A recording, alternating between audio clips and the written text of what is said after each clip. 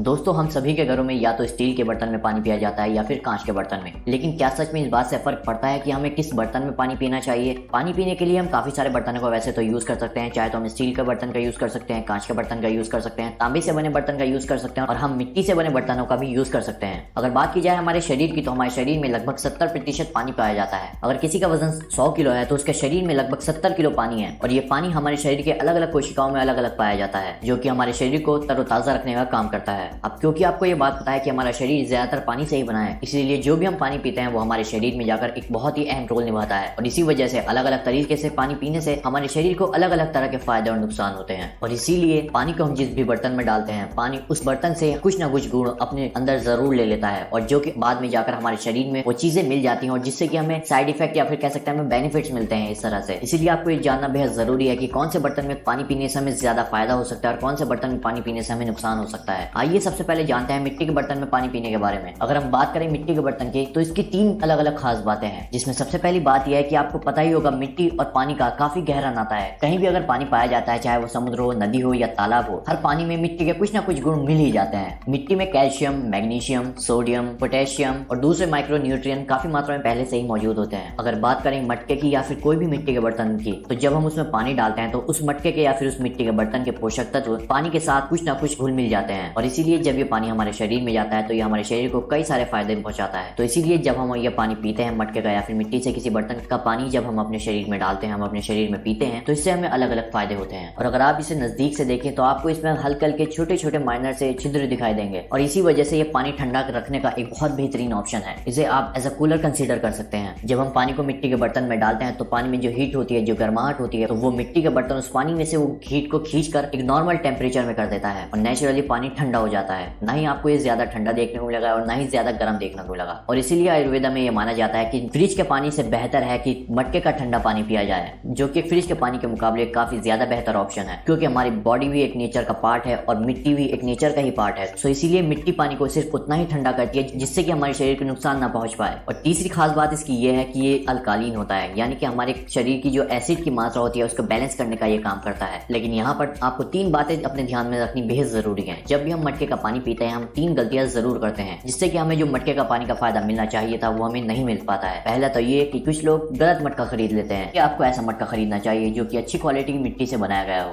जब भी हम बाजार जाते हैं तो हर चीज हम अच्छी क्वालिटी की लेने की ही कोशिश करते हैं। इसी तरह आपको मिट्टी भी अच्छी क्वालिटी की लेनी है, क्योंकि सारे गुण हमें उस मिट्टी से ही मिलने वाले हैं। और इसी वजह से अगर गलत तरह की मिट्टी का इस्तेमाल किया गया हो मटका बनाने में, तो हमें फायदे की बजाय नुकसान भी झेलना पड़ सकता है। इसीलिए आप मटका खरीदने जब जाएं तो आप मटके खरीदने वाले से इस बात को डिस्कस करके उससे अच्छी क्वालिटी की मिट्टी का मटका खरीदने के लिए कह सकते हैं। दूसरी बड़ी गलती जो कि हम करते हैं कि हम एक बार हमने मटके में पानी डाल दिया, उसके बाद हम उसे भूल जाते हैं जब तक कि वो खत्म ना हो जाए, लेकिन जो कि एक बहुत ही गलत तरीका है। हमें मटके को रोज साफ करना चाहिए और रोज ही उसका पानी भी बदलना चाहिए। और तीसरी गलती जो कि लोग करते हैं कि डायरेक्ट जिस बर्तन में पानी पी रहे हैं वही बर्तन डायरेक्ट मटके में डालते हैं और इसी बर्तन से पानी निकाल कर पीने लगते हैं, जिससे हमारा हाथ भी मटके के पानी में चले जाता है और वो दूषित हो जाता है, जो कि एक बहुत ही गलत तरीका है, क्योंकि हमारे हाथ में पहले से ही बैक्टीरिया मौजूद होते हैं जो कि पानी को दूषित करने का काम कर सकते हैं। इसीलिए इस बात का ध्यान रखें जब आप मटका खरीदने जाएं जिसमें पहले से एक नल लगा हुआ हो, और अगर आपको ऐसा मटका नहीं मिलता है तो आप हैंडल वाले गिलास का इस्तेमाल करेंगे मटके से पानी निकालने के लिए। इससे आपका पानी बिल्कुल भी दूषित नहीं होगा, आपके हाथों के बैक्टीरिया पानी में नहीं जाएंगे। आइए अब जानते हैं तांबे के बर्तन के बारे में। आपने काफी सारी वीडियोस भी देखी होंगी, तो आपके मन में ये सवाल जरूर आया होगा कि क्या सच में तांबे के बर्तन में पानी पीने से कुछ फायदा होता है? अगर होता भी है तो किस तरह से हमें तांबे के बर्तन में पानी पीना चाहिए और किस समय हमें तांबे के बर्तन में पानी पीना ज्यादा फायदेमंद होगा? जैसे कि आप सभी जानते हैं कि तांबे को इंग्लिश में कॉपर कहा जाता है और इसीलिए जैसे कि हमारे शरीर में कैल्शियम, आयरन, मैग्नीशियम वगैरह होता है, इसी तरह से कॉपर भी एक पोषक तत्व की कैटेगरी में ही आता है और इसलिए हम जो खाना खाते हैं उसमें भी कहीं ना कहीं कॉपर मौजूद होता है। और इसलिए जब हम पानी को कुछ समय के लिए कॉपर के यानी तांबे के बर्तन में डालते हैं तो पानी उस तांबे के बर्तन से कहीं ना कहीं उन गुणों को अपने अंदर सोख लेता है और उसके बाद जब हम वो पानी पीते हैं तो वो हमारे शरीर में जाकर कहीं ना कहीं वो हमें फायदा पहुंचाता है। और इसलिए तांबे के बर्तन द्वारा पिया गया पानी हमारे शरीर में जाकर हमारी इम्यूनिटी को बूस्ट करता है, जो कि बीमारियों से लड़ने में हमारी मदद करता है। साथ ही हमारे ब्रेन फंक्शंस को इंप्रूव करता है और ब्लड के प्रोडक्शन में भी ये एक बहुत अहम रोल निभाता है। अगर बात की जाए तांबे के ऊपर की गई रिसेंटली स्टडी के बारे में, ये एंटी माइक्रोबियल होता है। इसका मतलब ये है कि जब हम पानी को तांबे के किसी बर्तन में डालते हैं तो उस पानी में जो बैक्टीरिया, जो कीटाणु होते हैं, तांबे का बर्तन उन बैक्टीरिया और कीटाणु को खत्म करने का काम करता है, जो कि एक नेचुरल प्रोसेस है पानी को प्योरीफाई करने का, जिससे कि आपका पानी प्योर हो जाता है। जिस तरह तांबे के बर्तन में जब हम पानी रखते हैं तो उसके बैक्टीरिया मर जाते हैं, उसी तरह जब ये पानी हमारे शरीर में जाता है तो हमारे शरीर के जो बैक्टीरियाज होते हैं ये उनको खत्म करने का भी काम करता है, जिससे कि हमारे हेल्थ हेल्थ इश्यूज को ठीक करने में मदद मिलती है।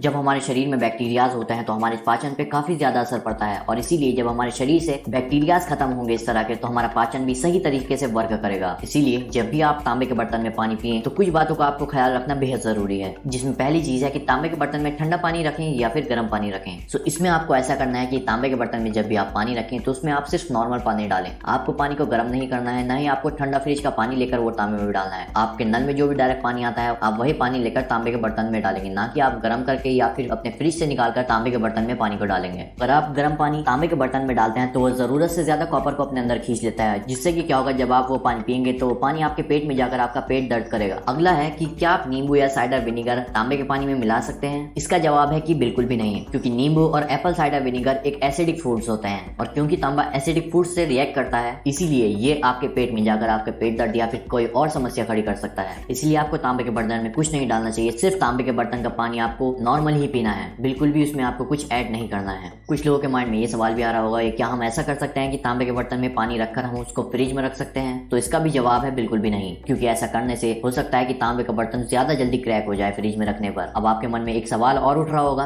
कि तांबे के बर्तन में पानी को हमें कितने समय के लिए रखना चाहिए जिससे कि हमें फायदे मिल पाए, और तांबे के पानी पीने का सही वक्त क्या हो सकता है? अगर आप इससे सही फायदा लेना चाहते हैं तो कम से कम 8 से 12 घंटे के लिए पानी को तांबे के बर्तन में छोड़ना जरूरी है। और इसके लिए आप ऐसा कर सकते हैं कि रात को सोने से पहले तांबे के बर्तन में पानी डालकर सो जाएं और सुबह उठकर खाली पेट उस पानी को पी लीजिए। ये एक बहुत ही बेहतर ऑप्शन है। इसके बाद एक सवाल और आता है कि हम क्या तांबे के बर्तन के पानी को बाद में स्टील के बर्तन में या फिर कांच के बर्तन में डालकर पी सकते हैं? वैसे बेहतर तो यह है कि आप तांबे के बर्तन से ही पानी पिए, लेकिन अगर आपके पास तांबे की कोई बॉटल या फिर कोई बड़ा बर्तन है तांबे का जिसमें आप पानी डालकर रखेंगे तो आप ऐसा कर सकते हैं कि आप कांच के गिलास में उस पानी को डाल करके पी सकते हैं। लेकिन दूसरी चीज आपको बिल्कुल भी ये नहीं करनी है कि आप स्टील के गिलास में या फिर किसी और मेटल के गिलास में पानी को डाल करके पिएंगे, क्योंकि तांबा दूसरे मेटल से रिएक्ट करता है। इसी वजह से आपको सिर्फ या तो कांच के गिलास में डालकर पानी पीना है या फिर डायरेक्ट तांबे के बर्तन से ही पानी पीना है। नेक्स्ट क्वेश्चन आता है कि क्या हम पूरे दिन ही तांबे के बर्तन में पानी पी सकते हैं? दोस्तों ऐसा करना बिल्कुल भी बेहतर नहीं माना जाता। बेहतर यही है कि आप सिर्फ सुबह में ही तांबे के बर्तन से पानी पिएं। अगर आप पूरे दिन ही तांबे के बर्तन से पानी पीते रहेंगे तो आपके शरीर में कॉपर की मात्रा ज्यादा हो जाएगी, जिससे कि आपको हेल्थ इश्यूज का सामना करना पड़ सकता है, जैसे कि पेट दर्द, किडनी या फिर लीवर इश्यूज। लेकिन फिर भी अगर आप तांबे के बर्तन से ही पानी पीना चाहते हैं पूरे दिन तो आपको उस तांबे के बर्तन को धूप और गर्मी से दूर रखना है। लेकिन खाने के बाद आपको तांबे के बर्तन से पानी नहीं पीना है, क्योंकि तांबा कुछ फूड से कुछ खाने से रिएक्ट करता है। इसी वजह से आपको खाने के बाद तांबे के बर्तन से पानी नहीं पीना है। दोस्तों एक बात आप सभी जानते होंगे कि जरूरत से ज्यादा अमृत भी जहर बन जाता है। इसी तरह से आपको भी 3-4 महीने 2-3 महीने अगर आप ये तांबे के बर्तन यूज करते हैं तो कम से कम 1 महीने का आपको बीच में गैप जरूर देना है, क्योंकि किसी भी चीज की मात्रा ज्यादा होने पर वो चीज हमें फिर नुकसान भी देने लगती है। तो इसी तरह हमारे शरीर में कॉपर भी ज्यादा हो सकता है, इसीलिए आपको गैप देना जरूरी है। अगर बात करें ओरिजिनल तांबे की तो ऑक्सीजन के साथ वो रिएक्ट करके बाहर से बहुत जल्द ही काला पड़ना शुरू हो जाता है। इसलिए आपको साफ सफाई का ख्याल रखना बेहद जरूरी है, जिससे कि आप इसको साफ करने के लिए नींबू और नमक का इस्तेमाल कर सकते हैं। आपको किसी डिटर्जेंट का इस्तेमाल करने की जरूरत नहीं है, सिर्फ नींबू और नमक से ही आप काफी अच्छे तरीके से इस पर जमी काली परत को साफ कर सकते हैं। और मार्केट में तांबे के कुछ ऐसे भी बर्तन आ चुके हैं जो कि बाहर से काफी चमकदार दिखते हैं। उसमें बाहर से एक परत चढ़ाई जाती है और मेटल्स की, जिससे कि वो चमकदार दिखता है और जिससे कि वो जल्दी काला भी नहीं पड़ता है। इसीलिए आपको ऐसे बर्तन को अंदर से साफ करने की जरूरत है। आप अंदर नमक और नींबू डालकर उन बर्तन को साफ कर सकते हैं। चाहे तो आप तांबे का जग भी खरीद सकते हैं, इसको अंदर से साफ करना आपके लिए काफी आसान हो जाएगा। आइए अब बात करते हैं स्टील और कांच के बर्तन की। ज्यादातर ये दोनों बर्तन ही न्यूट्रल होते हैं, इसका मतलब है कि ये पानी में जल्दी से घुलते नहीं है। इसीलिए आप इन दोनों बर्तन में गर्म पानी भी डालकर पी सकते हैं, ठंडा पानी भी डालकर पी सकते हैं। तो जैसा भी आप पानी डालते हैं इन गिलास में वो पानी वैसा ही रहता है, उसमें बैक्टीरिया ना ही तो मरते हैं और ना ही उसमें कुछ ऐड होता है। तो जैसा आप पानी डालते हैं इन गिलास में वो पानी वैसा ही रहता है। सो कंक्लूजन ये निकलता है कि तांबे के बर्तन में पानी पीना ज्यादा बेहतर ऑप्शन है। चाहे तो आप तांबे के बर्तन का पानी का इस्तेमाल कर सकते हैं या फिर गर्मियों में आप मटके के पानी का इस्तेमाल कर सकते हैं। लेकिन अगर आप चाहें तो कांच या फिर स्टेनलेस स्टील के गिलास का भी इस्तेमाल कर सकते हैं। लेकिन अगर आप फायदा उठाना चाहते हैं तो आप तांबे के बर्तन का इस्तेमाल कीजिए सुबह पानी पीने के लिए सिर्फ। सो दोस्तों आई होप कि आपको इन्फॉर्मेशन अच्छी लगी होगी। तो मिलते हैं आपसे फिर एक न्यू वीडियो के साथ। Till then take care and bye bye.